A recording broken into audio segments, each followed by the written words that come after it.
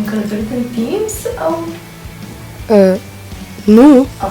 Doar m-am uitat printre hainele mele. Cine ar fi crezut că am așa ceva în dulap? Ia uite ce am mai găsit. Ei, Super.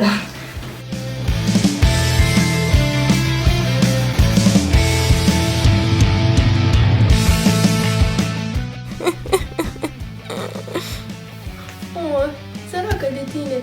De cât timp te chinui cu asta? de 2 minute. Oh, ok. Păi spor atunci.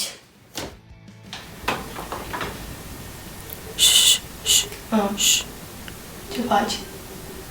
Eu aici compun.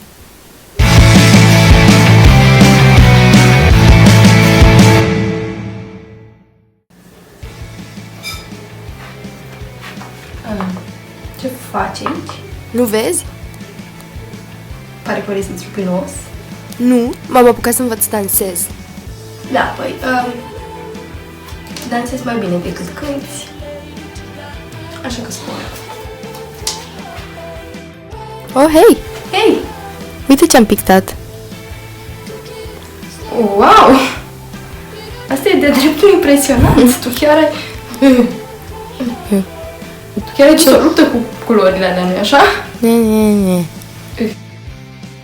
Deci ce a fost cu toate lucrurile astea pe care le-ai făcut azi? Mi-am ocupat timpul productiv de...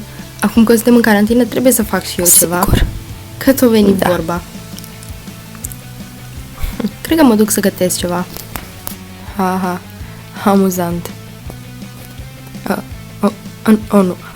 Alexandra, nu te atinge de aragaz. Alexandra, mă auzi?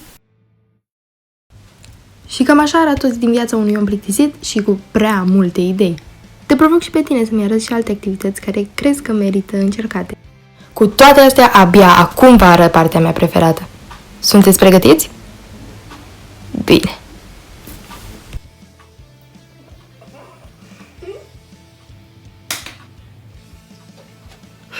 Ai vrea tu.